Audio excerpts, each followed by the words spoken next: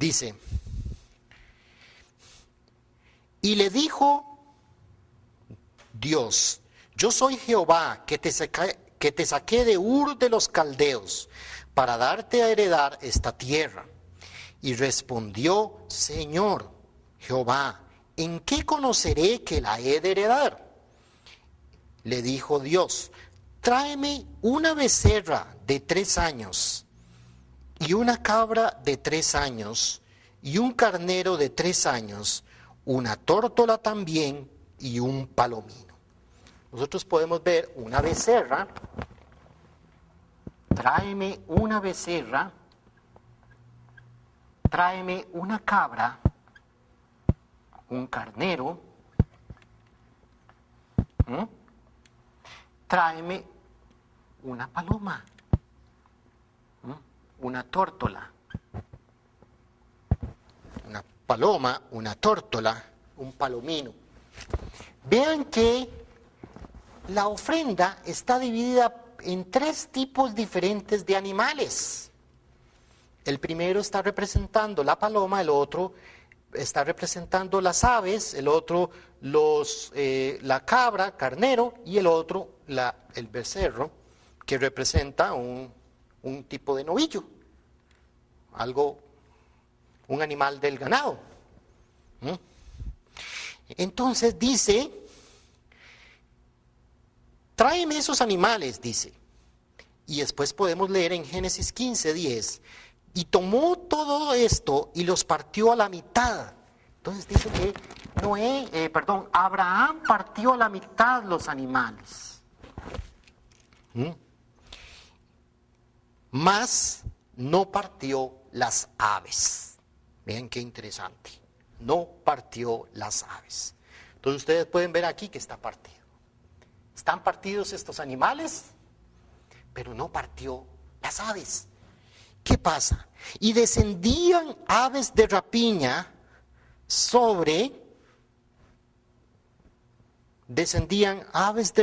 nosotros podemos verlo del Génesis 15, del 7 al 13, dice, y descendían aves de rapiña sobre los cuerpos muertos, y Abraham las ahuyentaba. Mas a la caída del sol sobrecogió el sueño a Abraham. En media ofrenda, Abraham se durmió. Y he aquí que el temor de una grande oscuridad cayó sobre él. Y entonces Jehová dijo a Abraham, ten por cierto que tu descendencia morará en tierra ajena y será esclava allí, y será oprimida 400 años. Entonces, Abraham, por no partir las palomas, vino aves de rapiña y revoloteaban sobre la ofrenda. Y que Abraham trataba de ahuyentarlas. Pero luego sobrecogió un sueño en Abraham y luego un sentimiento de temor muy grande. Y vino Dios y le dijo, ten por cierto que tus descendientes morarán esclavos por 400 años en una tierra ajena. Entonces aquí podemos ver también representado un simbolismo muy importante. Dios está estableciendo el fundamento de fe, pero Abraham no cumple con ese fundamento de fe. Y podemos ver que la ofrenda de Abraham representaba lo que el principio dice, el principio divino, para los que tienen el libro del principio divino. El principio divino dice que lo que se quería establecer con Abraham era la restauración vertical ejecutada horizontalmente. ¿Qué quiere decir eso? Que sobre el fundamento de Abraham, de fe que iba a establecer, había un fundamento ya establecido por Abel, por el hijo de Adán, y por Noé. O sea que Dios no solamente estaba mirando a Abraham, sino que estaba mirando que sobre el fundamento que iba a establecer Abraham en su fe, estaba también intrínseco el fundamento de fe y de buen corazón establecido por Abel, y el fundamento de fe y de gran corazón establecido por Noé. Entonces, estos tres animales representan simbólicamente, estos tres tipos de animales representaban simbólicamente la ofrenda de Abel, la ofrenda de Noé y la ofrenda propiamente de Abraham. Pero por el fallo de Abraham de no partir las palomas, eso significó un gran pecado. Un pecado que llevó a la consecuencia de que por 400 años, que eso nos daría la idea de que qué Dios más duro, por el hecho de no partir los animales. Quiere decir que esto tenía un simbolismo muy importante y el principio divino nos lo revela. ¿Cuál es el simbolismo de esto? En primer lugar, nosotros sabemos que en un principio Dios no podía trabajar con Adán cuando Adán cayó en el pecado. Dios tenía derechos sobre Adán porque Dios creó a Adán, pero Satanás tenía derechos sobre Adán porque Adán hizo la voluntad de Satanás. Entonces, tanto Dios como Satanás tenían derechos sobre Adán. Entonces, lo que hace Dios para poder restaurar es dividir a Adán, separando el bien y el mal, simbólicamente representados a través de sus hijos, Caín y Abel. Entonces, partir la ofrenda, partir los animales, representaba simbólicamente la separación de Caín y Abel en el momento en que Adán habían caído en el pecado. Adán y Eva habían caído en el pecado. Entonces, el hecho de no partir los animales por la mitad significaba que Dios no podía recibir la ofrenda porque no estaba completamente dividida entre Caín y Abel, simbólicamente representado por los animales. Y por otro lado, la división de Adán en Caín y Abel representa la separación del bien y del mal. ¿Qué quiere decir eso?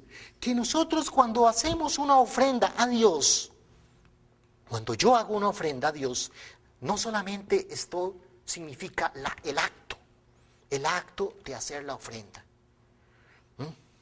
Si yo voy a hacer una ofrenda de tiempo a Dios, no solamente es la ofrenda de tiempo. El hecho de que usted vaya a la iglesia, el hecho de que usted vaya y haga un ayuno, el hecho de que usted haga una oración, no solamente es el acto mismo de hacerlo, sino también el corazón con que usted lo haga. Y que esté dividido, porque todos tenemos bien y mal dentro de nuestro corazón. Y la ofrenda que yo haga a Dios tiene que estar separando todo el mal que haya en mí, el resentimiento que haya en mí. Y entonces yo separo el bien y el mal y Dios puede tomar la parte buena que yo tengo en mí mismo, para que Dios pueda recibir esa ofrenda pura que yo quiero darle a Dios. De la misma forma, Abraham, el hecho de no partirlo, de medio ahuyentar a unas aves de rapiña, de medio dormirse en media ofrenda, estaba manifestado el corazón de Abraham, que no estaba claramente dividido en entender la seriedad de la ofrenda, de lo que Dios le estaba pidiendo, la seriedad de las palabras, de lo que Dios le estaba diciendo. Y que a veces nosotros debemos aprender de esta enseñanza en el hecho de que no solamente Dios habla a Abraham, sino que Dios nos está hablando a nosotros en este tiempo. Y me dice, Fernando, tienes que hacer esto, y yo tengo que ser claro en las palabras que reciba de Dios para hacer la voluntad de Dios, porque si yo no me divido separando el bien y el mal en mí mismo, no voy a poder hacer una ofrenda pura a Dios, y Dios no la va a recibir. Eso fue lo que pasó con Abraham. El hecho de no partir las palomas simbólicamente representaba que no se estaba dividiendo la ofrenda, separando el bien y el mal. Y por lo tanto, la restauración a fin de separar la soberanía de Satanás de la soberanía de Dios no estaba claramente separado a través de cortar los animales. Entonces, esas son las principales razones por las cuales el hecho de que Abraham no partiera los animales tenía simbólicamente representado algo muy importante y tenía una consecuencia muy grave.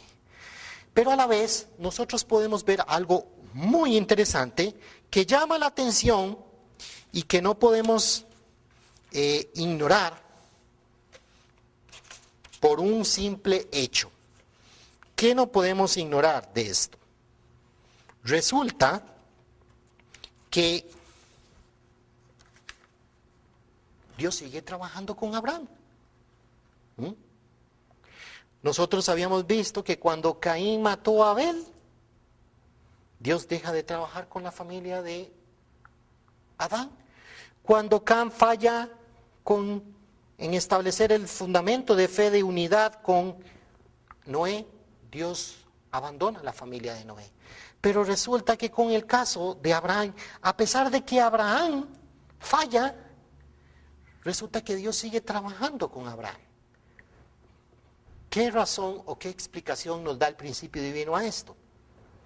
Resulta que aquí nosotros estamos viendo que la providencia de la restauración, centrado en la familia de Abraham, representa el tercer intento de Dios para establecer el fundamento de fe y el fundamento de sustancia. Y por lo tanto, este tercer intento, por el principio divino de restauración y por el principio propiamente de la creación, de que Dios hizo todo a través de 3 etapas, entonces, por los principios que Dios estableció, con este tercer intento, absolutamente Dios tiene que establecer este fundamento de fe y este fundamento de sustancia. Por esa razón, en primer lugar. Y por segunda razón, el hecho de que el tercer periodo de crecimiento no había sido invadido por Satanás, porque Adán y Eva cayeron en la segunda etapa de crecimiento, y por lo tanto el tercer periodo de crecimiento, que es el de perfección, no había sido invadido por Satanás, y eso representa el derecho de Dios de ir y hacer la voluntad conforme al principio de la creación. Por lo tanto, esas son las 2 razones principales por las cuales Dios continúa trabajando con la familia de Abraham. Hay una situación que se da con la familia de Abraham. Resulta que Dios le había prometido una descendencia a Abraham. Dios le había dicho, mira las estrellas y te darás cuenta que cuenta las estrellas, así será tu descendencia. Entonces, Abraham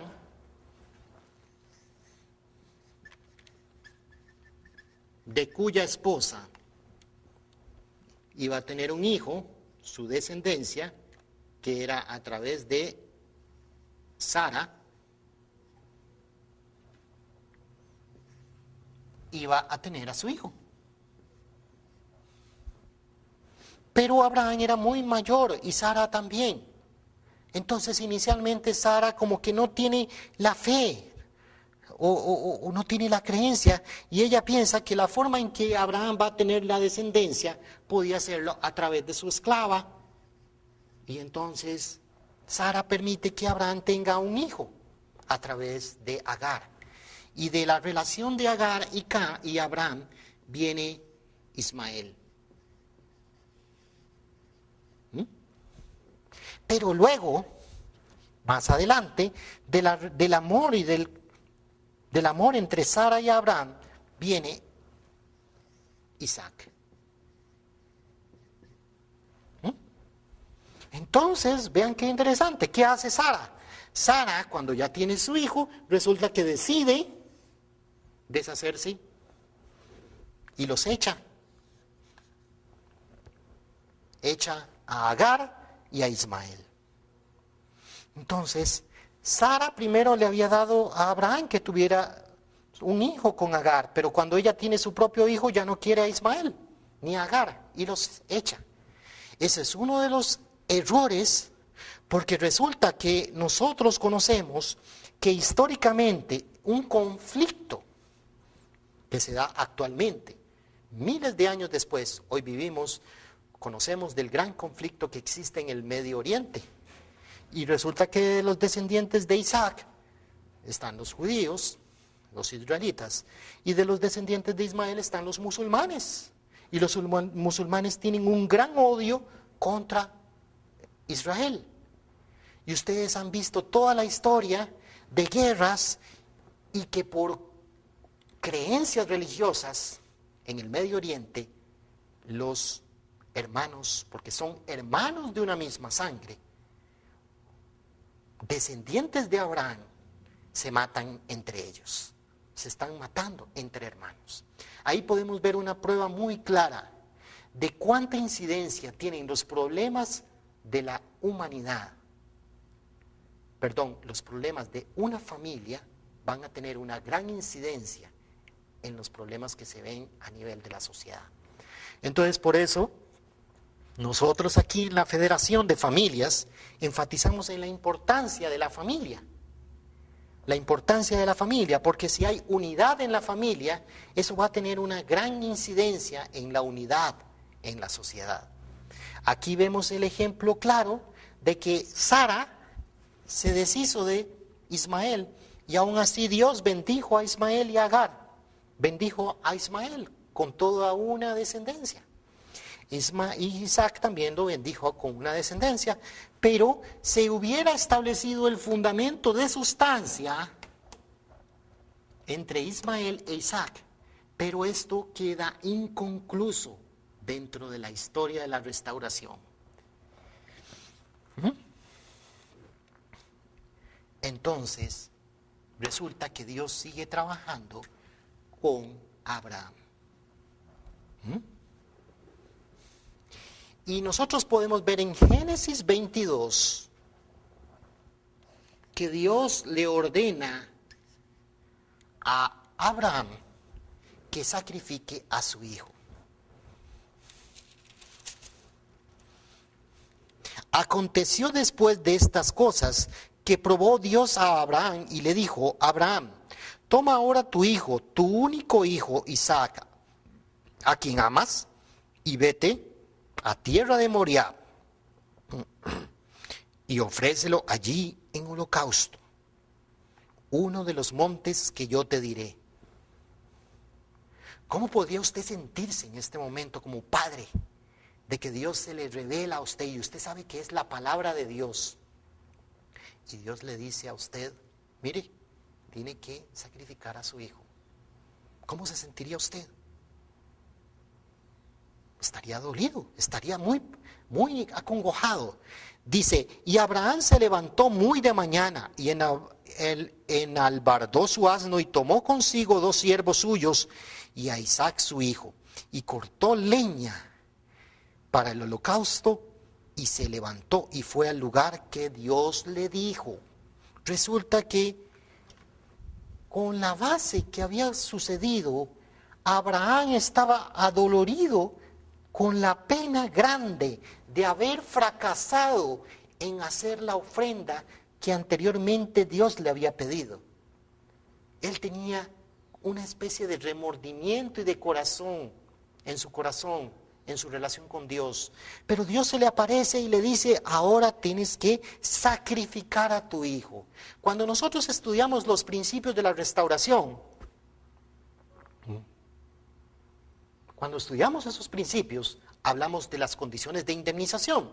Una condición de menor valor, que es aquella que tiene un valor menor a lo que hay que restaurar, y una condición de mayor valor, que esa condición de mayor valor se da cuando se falla en cumplir una condición de indemnización de menor valor. ¿Qué quiere decir eso? Que por el hecho de que Abraham había fallado en esta ofrenda de partir los animales en la mitad, ahora Dios le estaba pidiendo una condición de mayor valor. Tenía que sacrificar a su hijo. Entonces aquí podemos ver claramente palpable el sentimiento de dolor que embarga a Abraham, porque ahora va a tener que sacrificar a su hijo.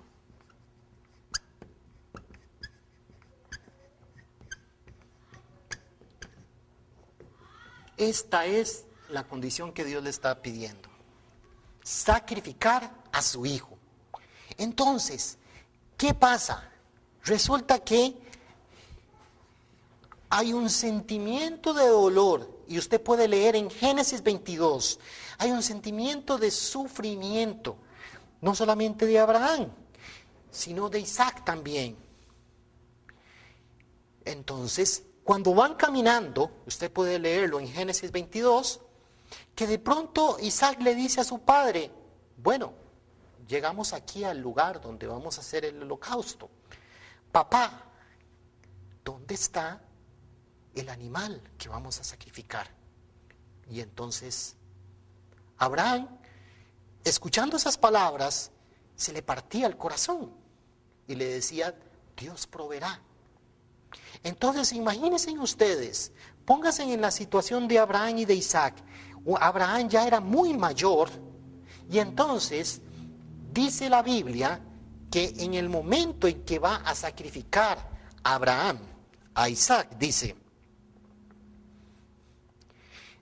y cuando llegaron al lugar que Dios le había dicho, edificó allí Abraham un altar y compuso la leña y ató a Isaac su hijo y lo puso en el altar sobre la leña.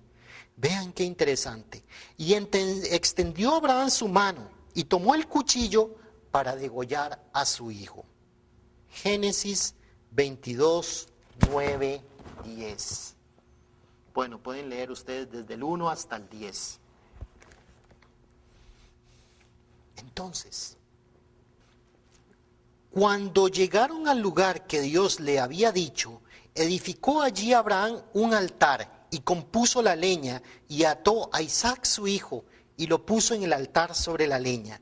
Y extendió Abraham su mano y tomó el cuchillo para degollar a su hijo. Ustedes pueden ver qué sentimiento más duro para Abraham. Y no solamente Abraham. Isaac había preguntado a su papá anteriormente: ¿dónde está el animal para el holocausto? Y su papá le había dicho: Dios proveerá. Entonces, no vemos ninguna expresión de queja, de enojo, de reclamo de parte de Isaac. No hay ninguna muestra. Simplemente se dejó atar de su padre. Se ofreció de corazón a su padre. O sea, que la ofrenda que estamos viendo aquí no solamente es de Abraham, sino que también es Isaac. Porque Isaac pudo haberle dicho: papá, usted está loco. Papá, ¿por qué estás haciendo eso conmigo? Papá, ¿qué es lo que te pasa? Papá, ¿me vas a matar a mí? ¿Qué es lo que te pasa? No hay ninguna muestra de queja, de reclamo de parte de Isaac. Pero resulta que en el momento en que Abraham va a matar a su hijo, entonces el ángel de Jehová le dio voces desde el cielo y dijo: Abraham, Abraham. Y él respondió: heme aquí. No extiendas tu mano sobre el muchacho, ni le hagas nada, porque ya conozco que temes a Dios, por cuanto no me rehusaste tu hijo único. Entonces nosotros podemos ver que en el momento en que Abraham va a sacrificar a su hijo, Abraham, el ángel le dice: no mates a tu hijo. Entonces alzó Abraham sus ojos y miró, y he aquí a sus espaldas un carnero trabado en un zarzal, por sus cuernos, y fue Abraham y tomó el carnero y lo ofreció en holocausto. Entonces Abraham tomó el carnero y ofreció en holocausto en lugar de su hijo. Entonces aquí podemos ver que la ofrenda no solamente es de Abraham, sino que la ofrenda en realidad la está haciendo Isaac. Isaac está completamente unido en corazón a Abraham.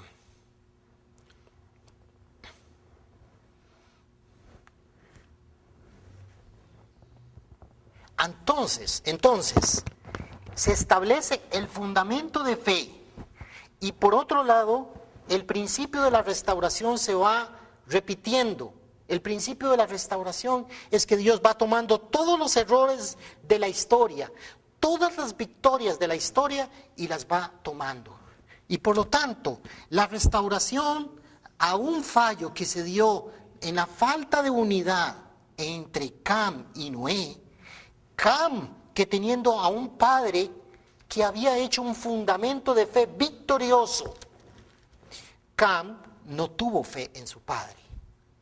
Y por el principio de restauración, Isaac, teniendo a un padre que había fracasado en hacer una ofrenda a Dios, que había fracasado porque no hizo lo que Dios le había pedido de partir en la mitad a los animales, y entonces, aún así, Isaac se une en corazón a Abraham.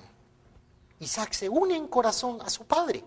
Y eso representa la restauración de la relación del padre-hijo, de la relación padre-hijo, que como lo dice el principio divino, la relación más importante en el universo y la relación fundamental que tenemos con Dios, los seres humanos, es la relación padre-hijo. Y por lo tanto es la relación que Dios quiere restaurar. Y Dios logra restaurar a través de la victoria de Isaac, estableciendo ese fundamento de fe. Entonces nosotros vemos algo muy conocido por nosotros. Cuando Dios dice, yo soy el Dios de Abraham, el Dios de Isaac y el Dios de Jacob. El Dios de Abraham, el Dios de Isaac y el Dios de Jacob. Porque Abraham, Isaac y Jacob son tres generaciones, pero son una sola persona. Porque los tres están estableciendo un fundamento de fe. Y ahora resulta que más adelante vamos a ver el fundamento de fe y el fundamento de sustancia, que a través de Esaú y Jacob se va a lograr restaurar por primera vez en la historia el fundamento de fe, ya que había sido establecido previamente por otras figuras escogidas por Dios, pero por primera vez se va a establecer el fundamento de sustancia. Nosotros vemos en Génesis capítulo 25 y en Génesis 26, 27, nosotros podemos ver reflejado una situación donde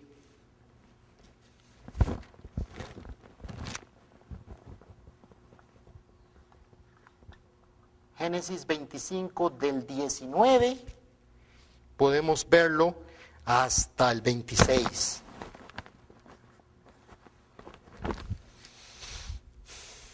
Dice, estos son los descendientes de Isaac, hijo de Abraham. Abraham engendró a Isaac. Y era Isaac de 40 años cuando tomó por mujer a Rebeca, hija de Betuel arameo, de Padán Aram, hermana de Labán arameo. Y oró Isaac a Jehová por su mujer que era estéril. Resulta que le estaba sucediendo a Rebeca lo mismo que le sucedía a Sara, la esposa de Isaac, de que no podía tener hijos. Y lo aceptó Jehová y concibió Rebeca su mujer. Dice, y los hijos luchaban dentro de ella. O sea, iba a tener gemelos. Rebeca iba a tener gemelos. O sea, Isaac y su esposa Rebeca iban a tener gemelos. Pero esos gemelos luchaban en el vientre de Rebeca. Rebeca estaba acongojada. Dice, si es así, ¿para qué vivo yo? Y fue a consultar a Jehová. Y le respondió Jehová, 2 naciones hay en tu seno, y 2 pueblos serán divididos desde tus entrañas. Y un pueblo será más fuerte que el otro pueblo, y el mayor servirá al menor. El mismo principio de Caín y Abel, el mismo principio que nosotros hemos estado comentando a través de estas conferencias de la providencia de la restauración centradas en la familia de Adán, en la familia de Noé y en la familia de Abraham, donde Dios tiene que partir la ofrenda en Caín y en Abel, en donde el hermano mayor tiene que servir al hermano menor, en donde el principio de restauración de la naturaleza caída, donde el arcángel en el jardín del Edén tuvo celos de Adán, de no tomar el mismo punto de vista de Dios en amar a Adán como Dios lo ama.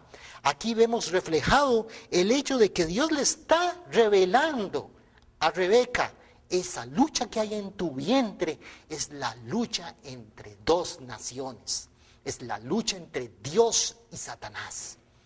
Es increíble esto, porque el principio divino, con los ojos del principio divino, desde el punto de vista del principio divino, la Biblia nos va revelando cosas increíbles. Cuando se cumplieron sus días para dar a luz, he aquí había gemelos en su vientre, y salió el primero rubio, y era todo velludo como una pelliza, y su nombre era Esaú. Después salió su hermano, trabada en su mano al calcañar de Esaú, y fue llamado su nombre Jacob. Y era Isaac de edad de 60 años, o sea, Isaac tenía 60 años cuando ella dio a luz a sus hijos. Vean qué curioso. Vean toda la lucha que se da en el vientre. Pues nosotros podemos seguir leyendo el Génesis y más adelante en Génesis 27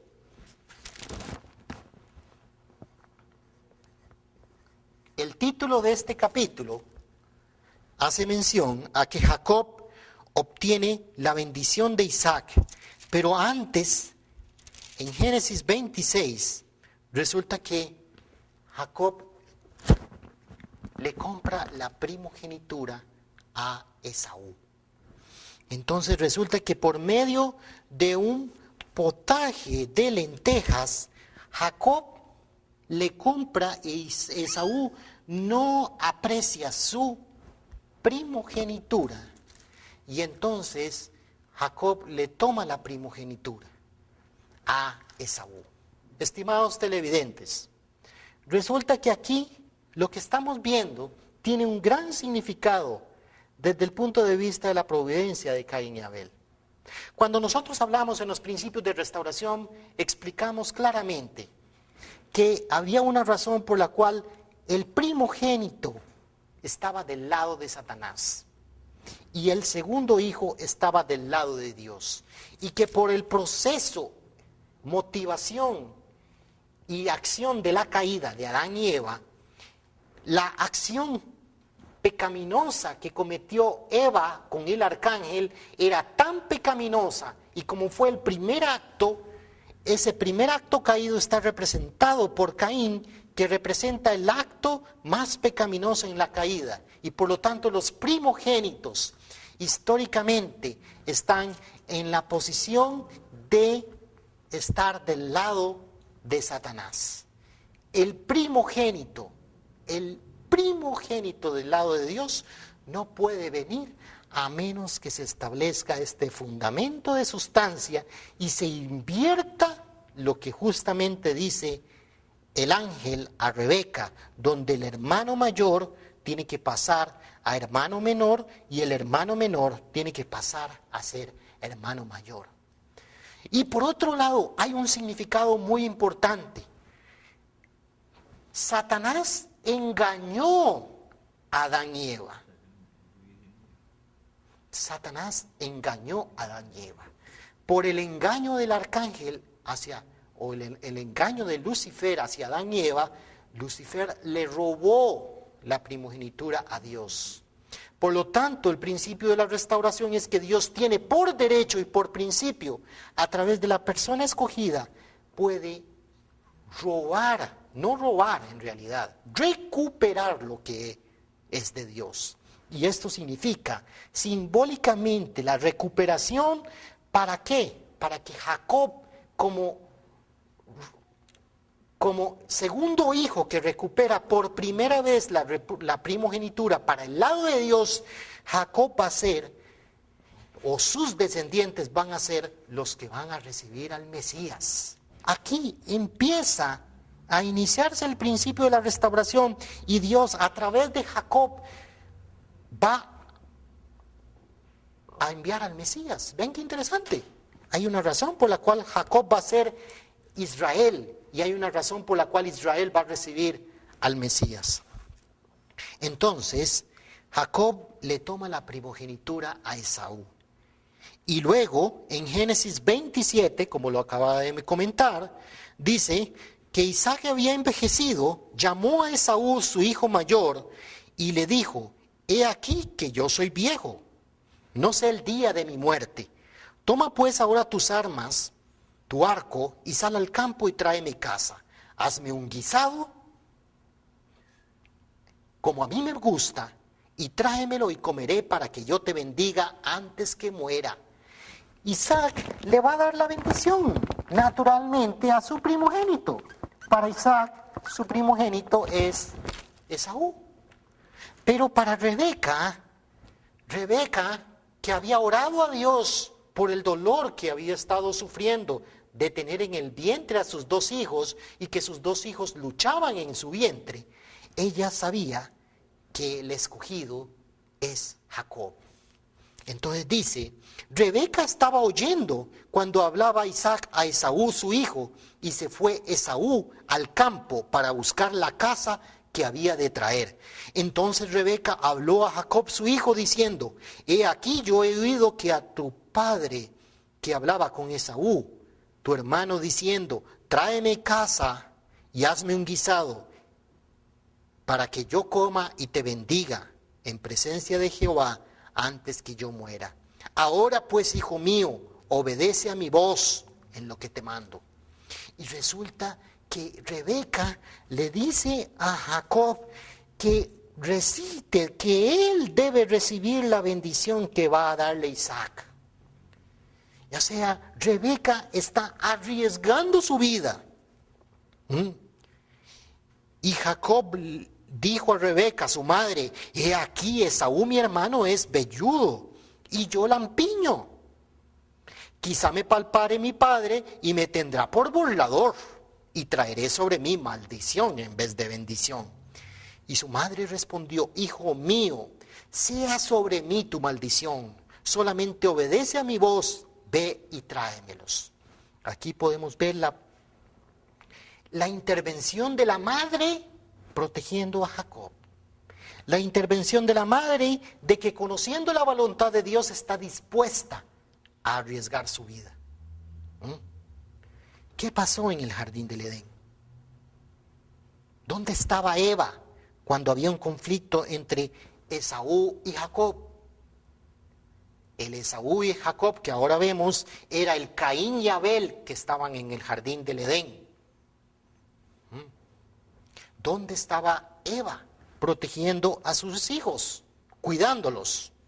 Pues resulta que al final Isaac, en vez de darle la bendición a Esaú, se la da a Jacob. Y entonces, en el momento en que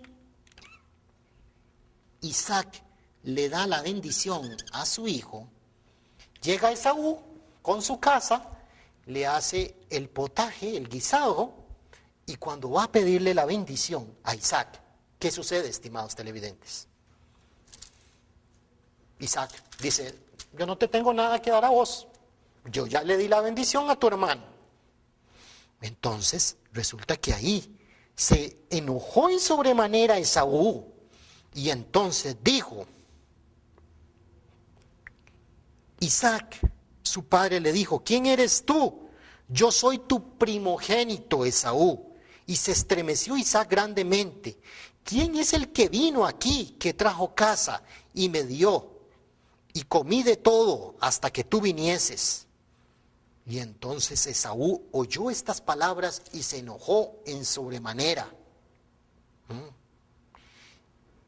Aborreció Esaú a Jacob por la bendición con que su padre le había bendecido, y le dijo en su corazón, llegarán los días del luto de mi padre, y yo mataré a mi hermano Jacob. Entonces, él está esperando la muerte de su padre, y en el momento en que muera su padre, él va a matar a su hijo Jacob. Y fueron dichas a Rebeca las palabras de Esaú, su hijo mayor, y ella vio y llamó a Jacob, su hijo menor, y le dijo, he aquí Esaú tu hermano se consuela acerca de ti con la idea de matarte. Ahora pues, hijo mío, obedece a mi voz, levántate y huye a casa de Labán, mi hermano en Aram. Entonces, Rebeca protege a Jacob y lo manda a Harán. Hace un momento hice un comentario. ¿Dónde estaba Eva para proteger a Abel cuando Caín quería matar a Abel? No hay ninguna muestra en la Biblia donde Eva esté protegiendo a sus hijos. Pero aquí vemos la restauración. Si nosotros vemos bajo todo el contexto, podemos intuir que hay cosas que no hizo Eva en el jardín del Edén para proteger a Abel, para que mataran, para que Caín no matara a Abel. Entonces aquí podemos ver que el lado del mal, cuando nosotros estudiamos la providencia de la restauración de la familia de Adán, vemos que cuando Caín mató a Abel, yo siendo Dios hubiera matado a Caín, hubiera castigado a Caín. Bueno, vos mataste a Abel, yo te mato a vos. Pero resulta que Dios bendijo a Caín. Incluso en la Biblia se dice que cuando Dios le preguntó a Caín y le dijo, maldito seas, maldíceme, mátame, dice Caín, y Dios le dice a Caín, nadie te va a matar, aquel que te mate, maldito 1000 veces va a ser. Entonces Dios en alguna forma protegió a Caín. ¿Por qué? Porque nosotros habíamos hablado de que el bien y el mal son parte del ser humano y Dios quiere restaurar tanto el bien como el mal. Y por lo tanto lo que quiere es que la maldad se arrepienta y vuelva a Dios. Ese es el principio. Entonces lo que Dios quiere no es eliminar el mal, porque el mal también pertenece al hombre como producto de la caída. Lo que Dios quiere es que el mal se arrepienta y vuelva a Dios. Entonces Esaú quería matar a Jacob. Y entonces Rebeca protege a Jacob y lo manda a Harán. Y en Harán, Jacob permanece 21 años. 21 años permanece Jacob en Harán. Y nosotros podemos ver manifestado tantas situaciones y tantas circunstancias. En Génesis 29, donde cuando llega a trabajar Jacob con Labán en Harán, Jacob quiere tener el amor de su hija Raquel. Y entonces Labán le dice, trabaja por 7 años y te daré por esposa a mi hija. Y entonces Jacob trabaja 7 años, por el amor de Raquel, pero después de que trabaja 7 años, Labán, ¿qué le dice? Le da por esposa a la hija mayor Mm. Y entonces Jacob quería a Raquel y tuvo que trabajar otros 7 años para poder tener el amor de Raquel. Y después de 7 años más, son 14 años, él obtiene el amor de su hija, de la hija de Labán, a la que él amaba, que era Raquel, además de su hija Lea. Entonces Jacob queda con 2 esposas, con Raquel y con Lea. Y más adelante él trabaja todavía otros 7 años engañado por Labán, donde Labán 10 veces lo engaña con su salario. 10 veces lo engaña en otras situaciones y en otras circunstancias. Y aquí vemos que en total Jacob trabaja por 21 años. Y aquí podemos ver uno de los ejemplos más claros de lo que es la vida de fe y del corazón, del curso de separación. Porque Jacob está en un curso de separación de Satanás. Lo que está haciendo Jacob es separándose de Satanás, pero la separación de Satanás implica un sacrificio, siendo incluso traicionado, en este caso por Labán. Entonces es un ejemplo de que todas aquellas personas que están siguiendo un camino de fe, muchas veces son traicionadas, muchas veces son engañadas, muchas veces se les miente, y entonces hay una figura tipo Labán que a veces está haciendo injusticias a Jacob.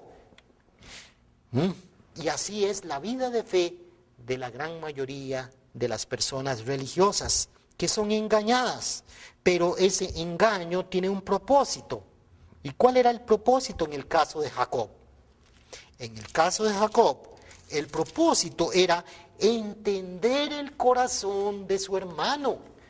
El principio de restauración no solamente es el que Esaú no mate a su hermano Jacob, sino que Jacob también tiene que entender el corazón de su hermano. En el jardín del Edén, Caín había sido su ofrenda rechazada, y eso significaba un dolor para Caín, que Abel tenía que entender. Abel tenía que amar a su hermano, Abel tenía que reconciliarse con su hermano y hacer su parte para que Caín comprendiera el corazón de su hermano y el corazón de Dios. Pero Abel no hizo eso. En este caso, Jacob sí. Jacob, a través del sufrimiento que está pasando, llega a entender a su hermano. Entonces, dice en Génesis 33, que aún así, cuando Jacob decide volver para encontrar a su hermano, dice, alzando Jacob sus ojos, miró, y he aquí venía Esaú, y los 400 hombres con él. Y entonces repartió Jacob los niños entre Lea y Raquel y las 2 siervas. Y puso las siervas y sus niños delante, luego a Lea y a sus niños, y a Raquel y a José los últimos. Y pasó delante de ellos, y se inclinó a tierra 7 veces, hasta que llegó a su hermano. Pero Esaú corrió a su encuentro y le abrazó, y se echó sobre su cuello, le besó y lloraron. Ahí, en el momento en que Jacob se le inclina 7 veces a su hermano, él logra apaciguar el corazón de resentimiento que había mantenido Esaú todavía por 21 años, esperando a que su hermano volviera. Y esperándolo estaba con 400 hombres para acribillar a su hermano, pero su hermano llegó y se inclinó ante él 7 veces. Entonces, ¿qué esto representa? Representa por primera vez en la historia fundamento de sustancia, a través de la condición establecida tanto por Esaú como por Jacob, con la ayuda de Jacob, de restaurar el fundamento de sustancia o hacer la condición para eliminar la naturaleza caída que se inició por el fallo del arcángel de no amar a Adán desde el punto de vista de Dios. Y Esaú logra unirse con su hermano Jacob. Y así se establece por primera vez el fundamento de fe y el fundamento de sustancia. Y obviamente ya hemos recomprobado que Jacob estableció un fundamento de fe por sus 21 años en Harán, y él establece un fundamento de fe a través del sufrimiento que él pasa por 21 años. ¿Y para qué? Para entender el corazón de su hermano, y luego él se inclina 7 veces ante su hermano y su hermano se siente conmovido ante el corazón de su hermano Jacob. Y por primera vez se establece el fundamento de fe y el fundamento de sustancia. Y por lo tanto, al establecer el fundamento de fe y el fundamento de sustancia, se establece por primera vez en la historia el fundamento para recibir al Mesías. Y Dios puede ya enviar al Mesías. ¿Dios envía al Mesías en el tiempo de Jacob? No. ¿Por qué Dios no puede enviar al Mesías en el tiempo de Jacob?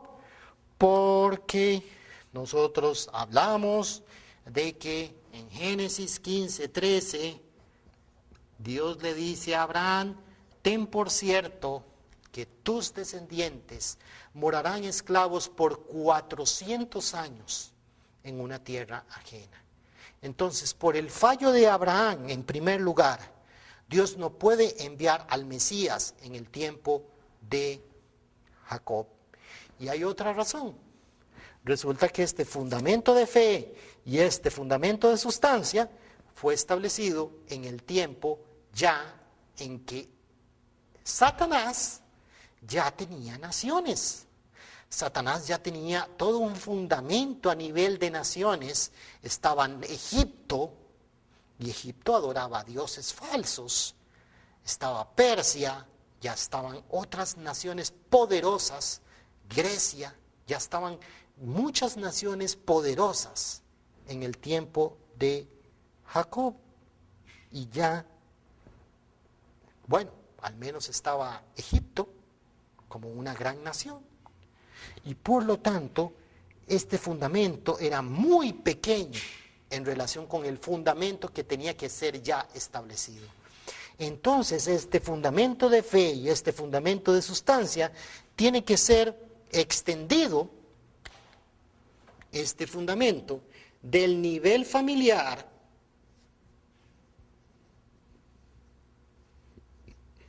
tiene que ser extendido al nivel nacional, y posteriormente ese fundamento tiene que ser extendido aún más al nivel mundial. Entonces, bajo este principio, nosotros podemos entender que en el nivel familiar fue establecido por medio de Jacob. Y aquí nosotros podemos ver que el fundamento de fe y el fundamento de sustancia fue establecido por Abraham, por Isaac y por Jacob. Por eso nosotros conocemos cuando Dios hace mención a Moisés: yo soy el Dios de Abraham, el Dios de Isaac y el Dios de Jacob. Porque Dios mira a estos 3 personajes como uno solo. Y este fundamento de fe y fundamento de sustancia establecido a nivel familiar, ahora más adelante tiene que establecerse ese fundamento a nivel nacional y más adelante a nivel mundial. ¿Quiénes van a establecer estos fundamentos a nivel nacional y a nivel mundial? Pues a nivel de una nación lo va a establecer un personaje muy importante, Moisés. Y a nivel mundial lo va a establecer ¿quién? Jesús. Entonces, Dios no puede enviar al Mesías en el tiempo de Jacob porque el fundamento para recibir al Mesías había solamente sido establecido a un nivel familiar y ya tenía que extenderse ese fundamento a nivel de una nación. Y por otro lado, más adelante nosotros vamos a ver que este fundamento a nivel nacional, en el fundamento de fe y en el fundamento de sustancia, ya no vamos a hablar de un personaje, sino vamos a hablar de una nación, y esa nación tiene que unir con Abel. Así, Israel tiene que unir con Moisés, y también a nivel mundial, la nación escogida tenía que reconocer y unirse con el Abel de los Abeles, que era Jesús. Por eso nosotros, estudiando los principios de restauración, todavía nos refuerza aún más el propósito de la venida de Moisés, y que constantemente lo que nosotros leemos en la Biblia es la falla constante del pueblo de Israel en no tener fe en la persona escogida. Es Moisés. Israel falla en el desierto. Moisés se va a orar a una montaña para recibir las tablas de piedra y los mandamientos de Dios. Cuando baja, ¿qué pasa con el pueblo de Israel? Está adorando un becerro de oro. O sea, ya de una vez, en un momento rápido, fallan en la fe. Y entonces, ¿qué pasa con el pueblo de Israel en el tiempo de Jesús? Caín tiene que amar a Abel. Caín tiene que unir con Abel. Esaú se unió con Jacob. Y por lo tanto, Israel tenía que unirse con Jesús. Entonces, nosotros podemos ver cómo la providencia de la restauración y de estos principios que nosotros estamos estudiando, ya a través de la familia de Adán, a través de la familia de Noé y ahora a través de Abraham, incluido Isaac y Jacob, nosotros podemos ver cómo se repite en la historia el fundamento que Dios quiere establecer para recibir el Mesías, que es el fundamento de fe y el fundamento de sustancia.